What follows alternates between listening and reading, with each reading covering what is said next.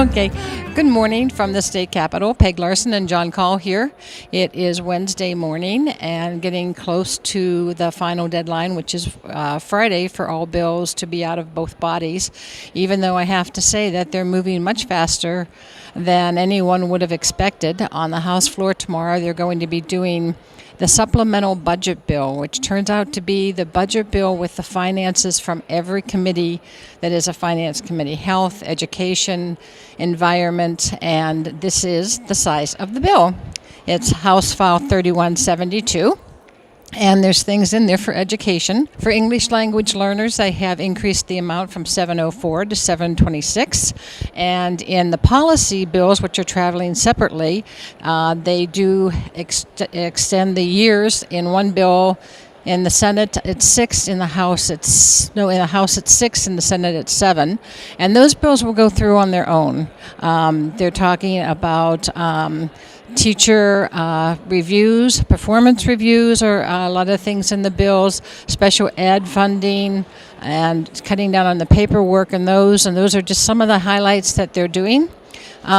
They was in the tax committee the other day, Senator Uyghur, who is carrying the Senate finance bill, education finance bill, came forth with a piece of legislation in his bill that gave me some pause, because we've done the local optional revenue, and that has been signed into law for everyone to get $424 depending upon your levy rates. Senator Kiffmeyer said that they would increase general education equity revenue to school districts with their administrative offices in Chicago, Isanti, Sherborne, and Wright counties to make sure that it's fair across the state. And that actually is in Senator Uyghur's bill, and we will see how far that goes. Looks like the conference committee for the supplemental bill will be made up of people from all different committees, and the policy committee, as I said, will go on their own. It's pretty quiet around here, but things are really going to wrap up. They take a break on the 11th for Easter and Passover, and it sounds like they'll come back and do the bonding bill, but at this rate, things change from day to day. And here's John.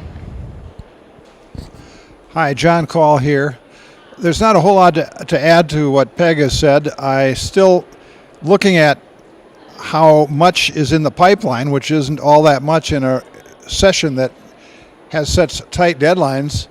It remains hard for me to believe what could keep them here until the constitutional deadline. So even though I'm reluctant ever to predict they're going to get out here early, on the other hand, I don't know what would keep them here until May 19th, because when they're putting together all these finance bills into one big bill, that speeds up the process, and there's a lot less loose ends, and then you got a bonding bill.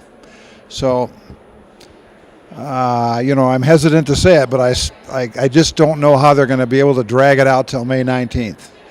One of the things they did is they pulled all of the finances out of Senator Uyghur's omnibus bill, sent it down to Senator Cohen's finance committee.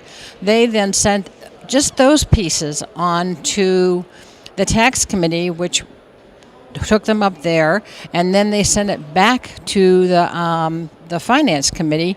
And at some point, they're going to either meld the policy together with the finance, or they're just going to send all the policies separate, as I had said before. At this point, we really don't know, but it remains to be seen. Should be interesting.